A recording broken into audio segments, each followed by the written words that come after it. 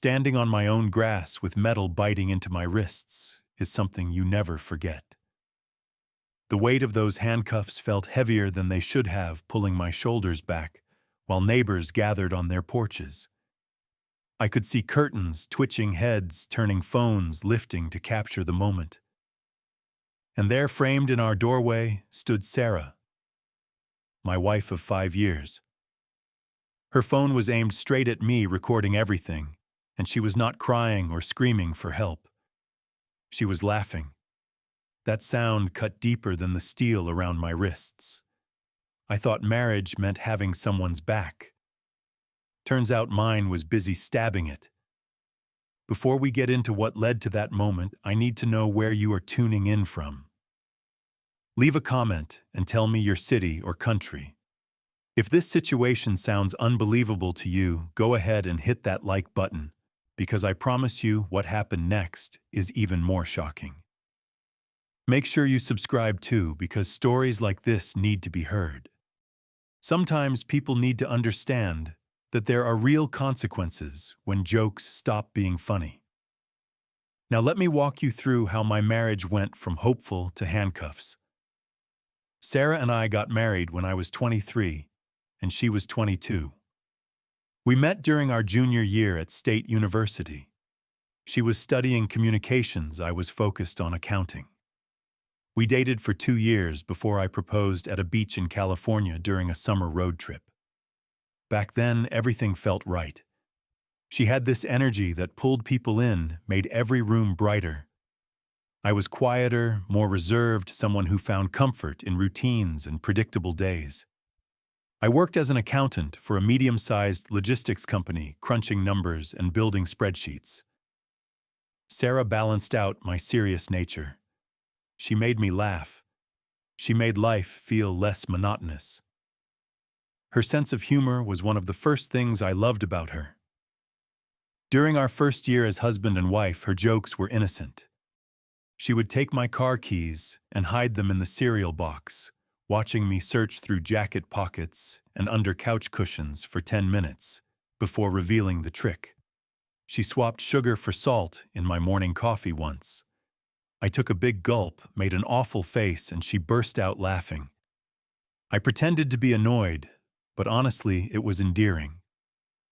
These small moments created memories. Our friends would tell us how lucky we were to have such a playful relationship. I genuinely believed that her pranks were just her way of keeping our marriage fun and spontaneous. Things started shifting around year 3. Sarah discovered social media influencers who built entire careers around prank videos. She became obsessed with the idea of us becoming a famous couple online.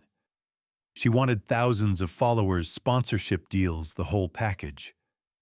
Her first filmed prank involved fake lottery tickets. She handed me a scratch-off ticket she had doctored to show I had won $50,000. I believed it completely. My mind immediately started planning. We could finally afford to remodel the kitchen, maybe take that trip to Europe we had been postponing. For about 20 minutes, I felt genuine excitement. Then she showed me her phone. She had been recording my reaction the entire time. It was fake. Just a prank for her new TikTok account. When I expressed how betrayed I felt, she brushed it off. "Babe, this video already has 10,000 views. Are you not happy for me? That should have been my first real warning." But I convinced myself she would eventually grow tired of it. Instead, the pranks intensified. One afternoon, Sarah called me at work, her voice shaking with tears. She told me her father had suffered a heart attack and was being rushed to the hospital. My hands went numb. I grabbed my jacket, told my boss I had a family emergency, and raced to my car. I called her mother, her brother, trying to find out which hospital. Nobody answered. I was driving 70 miles per hour down the highway when Sarah finally called back. She was laughing. "Gotcha, Dad is fine. He is literally mowing the lawn right now. You should have heard yourself panic." That was gold. I pulled over to the side of the road, heart still hammering. "This is not funny, Sarah. You cannot lie about someone dying." Her response was the same as always. "You are being too sensitive. Learn to take a joke, Mark." I tried establishing clear boundaries after that incident. I sat her down one evening and laid out specific rules. No pranks involving health emergencies. No pranks about deaths or accidents. No posting videos of me online without my explicit permission. No hiding my work materials. Sarah nodded through the whole conversation, promised she understood, said she would respect my limits. That promise lasted about 3 weeks. She put mayonnaise inside my toothpaste tube. I discovered it while brushing my teeth before an important client presentation. The taste made me gag into the sink. She recorded my reaction from the bathroom doorway. Another time, she hid my briefcase containing contracts I needed for a morning meeting. I tore apart the house looking for it while she sat on the couch watching me spiral into stress, all while her camera captured every moment of my frustration. She posted a photo of me drooling in my sleep with a caption that read, "My husband, the elegant sleeper," and tagged all our mutual friends. People I worked with saw it. My boss mentioned it. I was humiliated. My friends started noticing the pattern. My buddy Tom pulled me aside at a barbecue. "Man, does Sarah ever just chill? That last video she posted of you slipping on that banana peel she put on your stairs looked painful." I made excuses. "She just likes to keep things interesting. She does not mean any harm." But internally, I was exhausted. Every day felt like walking through a minefield. I never knew when the next prank would strike, or how far she would take it. The breaking point before the final incident happened about 2 months prior. I was working from home when my phone rang. The caller ID showed my company's main line. I answered, and a voice that sounded exactly like my manager told me I was being terminated effective immediately. My stomach dropped. I had just closed a major account. What had I done wrong? I started asking questions, trying to understand what happened, when I heard giggling in the background. I walked into the living room and found Sarah holding her phone with a voice modulator app pulled up. She was recording my panicked face. I lost my temper. "This is my career, Sarah. My income. Our mortgage depends on this job. You cannot joke about something this serious." She rolled her eyes like I was overreacting. "Relax, I was going to tell you the truth in another few minutes. You just look so funny when you are worried." That night, I genuinely contemplated leaving. I lay awake considering divorce lawyers, apartment listings, what it would mean to start over. But then I looked at Sarah sleeping beside me and remembered the woman I fell in love with. I decided to give her one final opportunity to change. The next morning, I told her this was her last chance. If she pulled another prank, especially one involving my job, my family, or the police, I was done. She cried. She apologized. She swore she would stop. I believed her because I wanted to. That decision almost cost me everything. The morning of June 14th started like any ordinary Tuesday. My alarm went off at 7 a.m. I shuffled into the kitchen, started the coffee maker, and checked my email while the machine gurgled and hissed. I had a video conference scheduled for 9 a.m. with a potential client from Texas. The contract could bring in a significant commission. Sarah was already awake, sitting at the kitchen table with her laptop open, working on some graphic design project for a local restaurant. She looked up when I entered and smiled warmly. "Good morning, honey. Want me to make eggs?" I declined, saying coffee was enough. She seemed relaxed, normal. We chatted about mundane things. What time would I be done with work? Did I want chicken or fish for dinner? Should we watch that new series everyone was talking about? Everything felt peaceful. safe. I actually thought to myself that maybe finally Sarah had matured past her prank phase. By 8:30, I was in our spare bedroom that I had converted into a home office. I had financial reports spread across my desk, preparing to walk the client through projected quarterly earnings. I was highlighting important figures when I heard pounding on the front door. Not a polite knock or the doorbell. Heavy, authoritative thuds that made the walls vibrate. I frowned, setting down my pen. We were not expecting anyone. I walked through the hallway, wondering if maybe a package delivery required a signature. I opened the door and found myself face to face with two police officers. The man was tall, probably 6'3", with a shaved head and a nameplate that read, Rodriguez. His expression was stern, unreadable. Beside him stood a woman, maybe in her late 40s, with sharp eyes that seemed to assess everything instantly. Her badge identified her as Officer Jensen. My first thought was that something had happened to a family member. My second thought was complete confusion. "Are you Mark Thompson?" Officer Rodriguez asked, his voice carrying that particular authority that police officers develop. "Yes, that is me." "Is everything all right? Did something happen?" "We received a 911 emergency call from this address approximately 15 minutes ago. A woman reported an active domestic violence situation." My brain struggled to process his words. Domestic violence. Here I live here with my wife, Sarah. There is no violence. There must be some kind of mistake. Maybe you have the wrong address. Officer Jensen took a step forward, her hand resting near her belt. "Sir, I need you to step outside onto the lawn and place your hands where we can see them. This is standard procedure." I complied without argument. I am not the type to resist law enforcement. I stepped out onto my front porch, then down 3 concrete steps onto the grass. That is when I became aware of the audience. Mrs. Patterson, the 70-year-old widow who lived in the house to our right, stood on her porch, clutching her cardigan, closed eyes wide behind her thick glasses. The Martinez family across the street had stopped loading their kids into their minivan. All 4 of them stared. A teenager from 2 houses down, who was always skateboarding in the street, had his phone out, camera pointed directly at me. I could see other neighbors peering through windows, some stepping onto their porches for a better view. Officer Rodriguez moved behind me.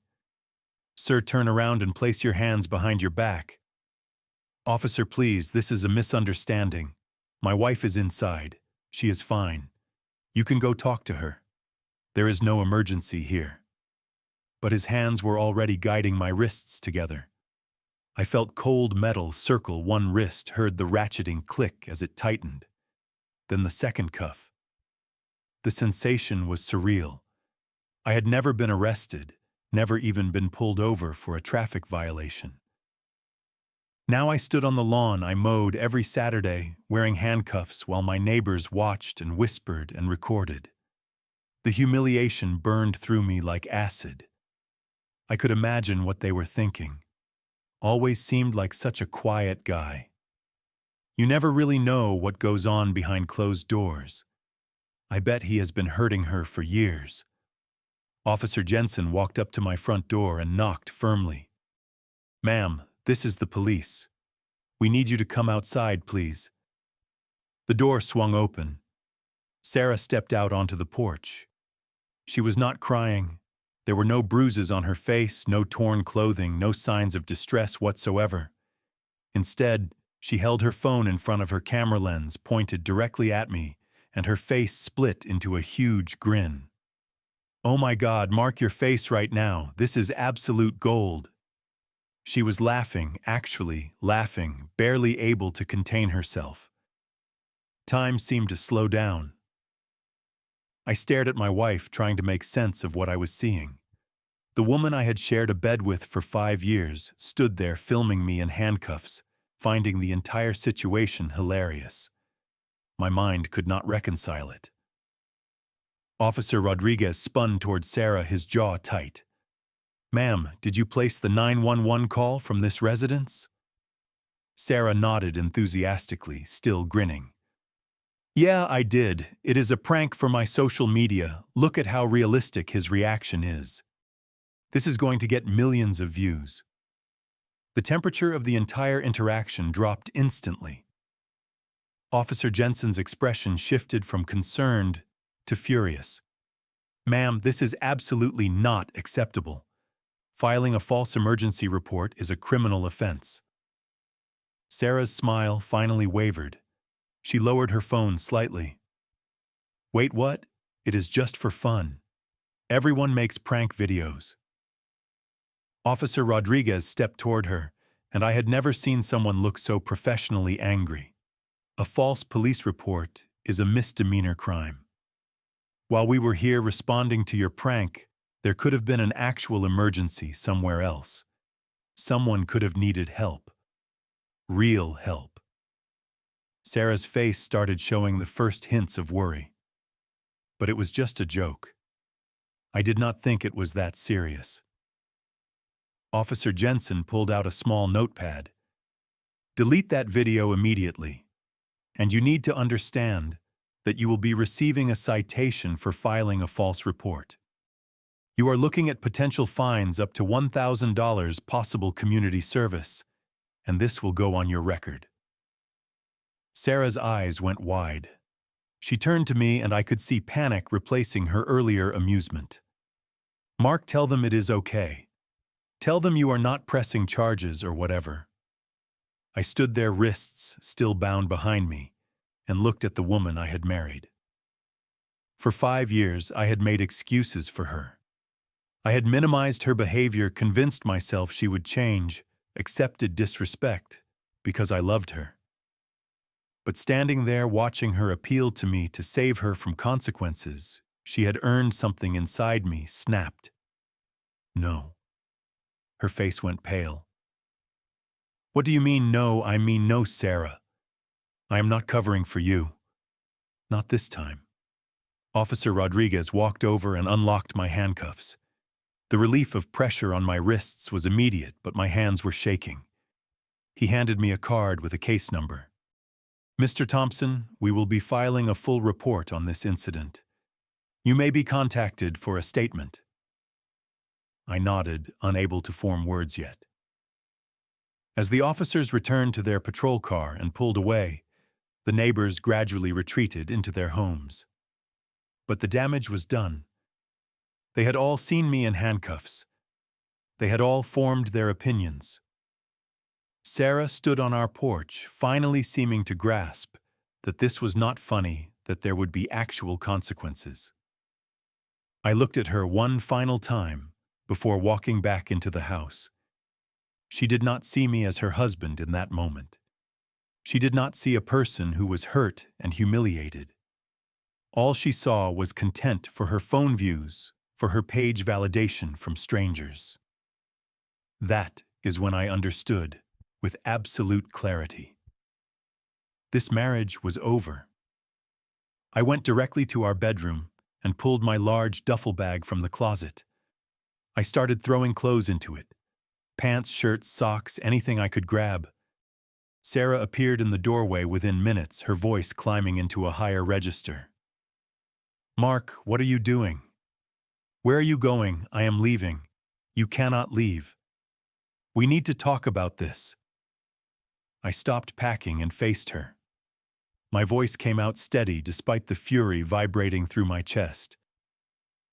"Talk, Sarah, you called the police and reported that I was attacking you. Do you understand how insane that is? It was supposed to be funny. I did not think they would actually handcuff you. Those officers could have drawn their weapons. If I had moved wrong, if I had reached for something, they could have shot me. People die in situations like that. And you stood there filming it, laughing at me while our neighbors watched." Tears started forming in her eyes, but I felt nothing. She had cried before. She had apologized before. It never changed anything. "I did not think about it like that," she whispered. That is the entire problem, Sarah. You never think. You never consider consequences. You never think about how your actions affect other people. I am not a character in your videos. I am not content. I am a human being, and I am done being treated like a prop. I zipped up the duffel bag and grabbed my laptop case. I pulled out my phone and called my older brother James. He answered on the second ring. "Hey, what is up? Can I stay at your place for a while?" There was a pause. "Yeah, of course." "What happened?" "Sarah called the cops on me as a prank. They handcuffed me in front of the whole neighborhood." "She did what?" James's voice exploded through the speaker. "Get over here right now. I am texting you my address. Do not go back to that house." I grabbed my toiletry bag from the bathroom, my important documents from the desk drawer, and headed for the door. Sarah blocked my path, tears streaming down her face. "You always come back. You always forgive me. Just give me another chance." I looked down at her. Not anymore. I drove to James's apartment in the downtown area. He lived in a modern building with floor-to-ceiling windows and minimal furniture. When he opened the door, he took one look at my face and pulled me inside. I sat on his couch and told him everything. Every prank, every boundary she had crossed, the escalation over the years, and finally, this morning's incident. When I finished, James shook his head in disbelief. "Mark, that is beyond messed up. You need to divorce her immediately. I know. I will call a lawyer tomorrow." "Not tomorrow. Tonight. My friend from college, David Brennan, is a divorce attorney. One of the best in the state. Let me text him right now." Within an hour, I had an appointment scheduled for the following afternoon. That night, I barely slept. Every time I closed my eyes, I saw Sarah laughing while I stood in handcuffs. The next day, I met with David Brennan in his downtown office. Floor-to-ceiling bookshelves lined the walls filled with legal texts. He was in his mid-40s, graying at the temples, with an air of calm competence. I spent over an hour walking him through my marriage. I told him about the progression of pranks, the emotional manipulation, the constant boundary violations, and the false police report. When I finished, David leaned back in his leather chair and steepled his fingers. "Mark, what your wife did constitutes multiple forms of abuse. Emotional abuse, absolutely. But calling the police with a false domestic violence claim that crosses into reckless endangerment. You have extremely strong grounds for divorce. I expected that. What I did not expect was his next statement. Beyond divorce, you should seriously consider cooperating with the prosecution. She filed a false emergency report. That is a crime. If there are no consequences, she will do it again. Maybe to you, maybe to her next partner, maybe to someone else entirely." The thought of pressing charges against Sarah felt wrong initially. She was still my wife. But then I thought about what could have happened. Those officers could have been more aggressive. The situation could have escalated. And Sarah would have filmed the entire thing laughing. Would she stop if she faced no real consequences? I already knew the answer.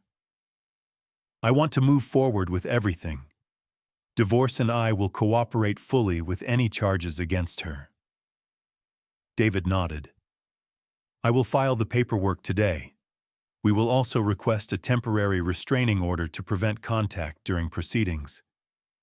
3 days later, Sarah was served with divorce papers. My phone started ringing immediately from numbers I did not recognize. When I finally answered one, Sarah's voice poured through hysterical. "Divorce papers. Mark, you cannot be serious. It was one mistake. It was not one mistake. It was 5 years of mistakes. This was just the final one. I will change. I will delete all my social media. I will never prank anyone again. Please do not do this." "It is already done, Sarah." She tried everything. She sent text messages from different numbers. She had friends reach out to me. Her mother called, begging me to reconsider. I blocked every avenue of contact except communication through David. Sarah also had to face the legal system. The district attorney's office charged her with filing a false police report. Her lawyer advised her to plead guilty in exchange for a reduced sentence. She accepted. The judge sentenced her to an $800 fine, 50 hours of community service, picking up trash along highways, and 1 year of probation. She now had a criminal record that would show up on background checks for the rest of her life.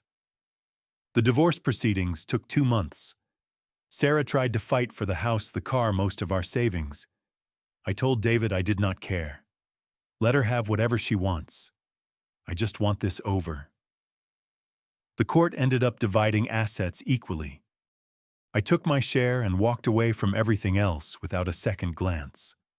The final court date arrived on a Thursday morning in August. Sarah and I sat on opposite sides of the courtroom.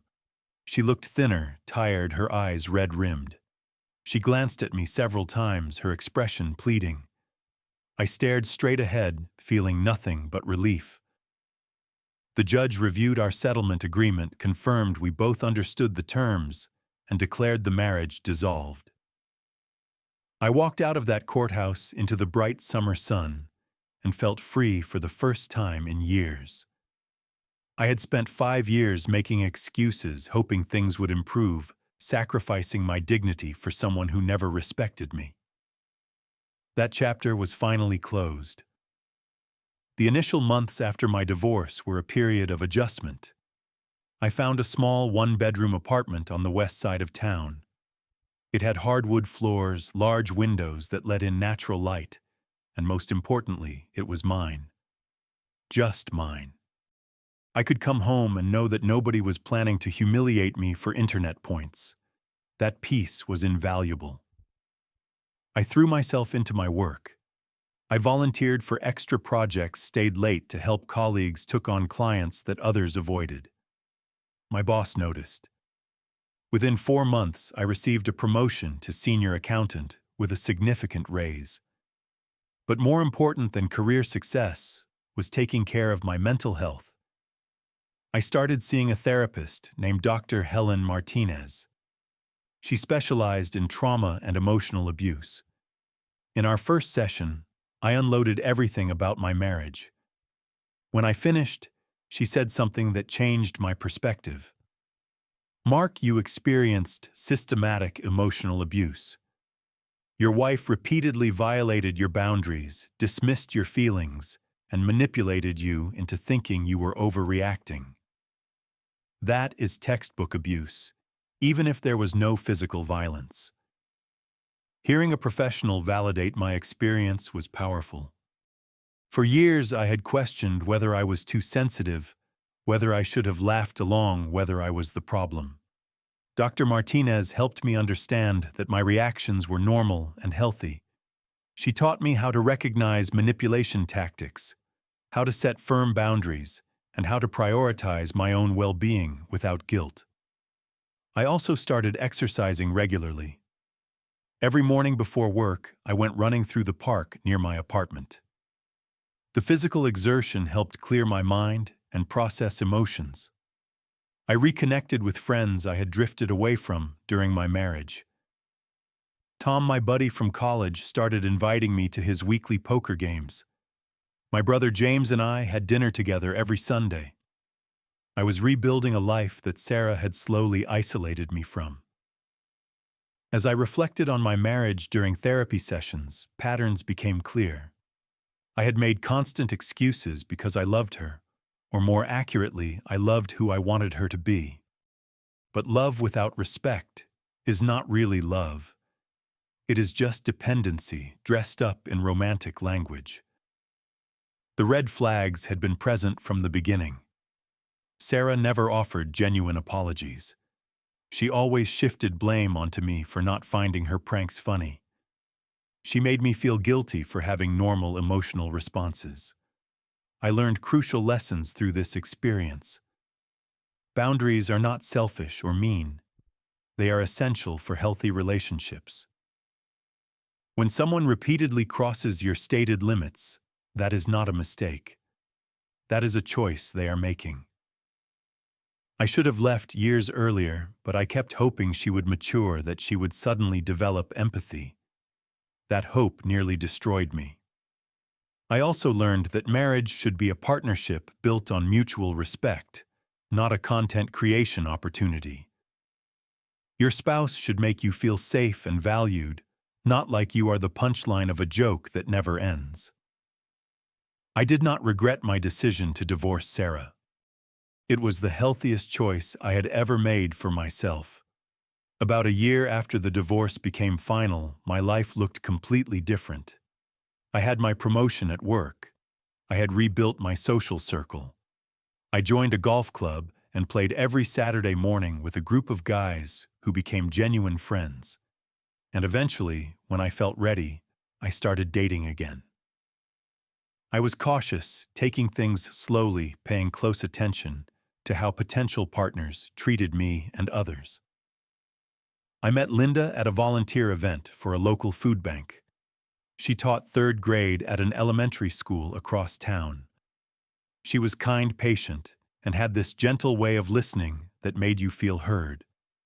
When I eventually told her about my previous marriage, she did not judge or pity me.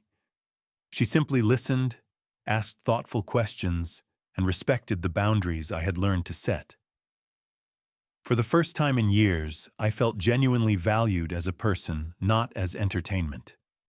I heard through James that Sarah had relocated to Arizona.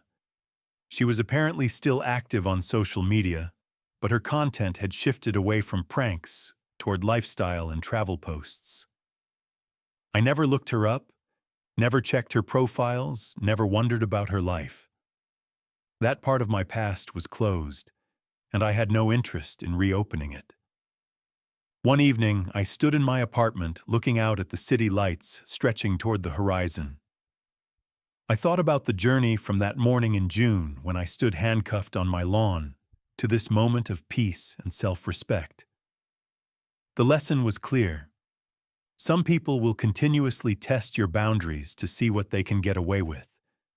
The crucial question is whether you will allow it. I spent 5 years being the setup to someone else's punchline.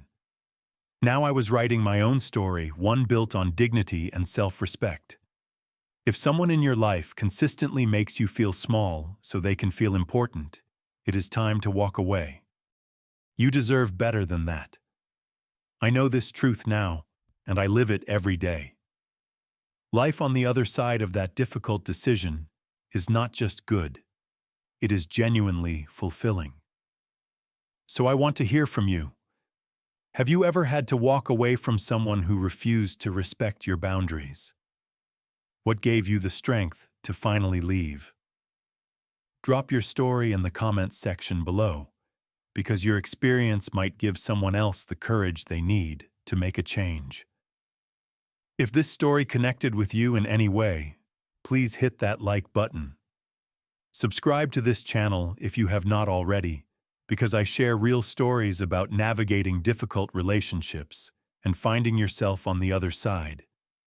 Share this video with someone who might need to hear that it is okay to put themselves first.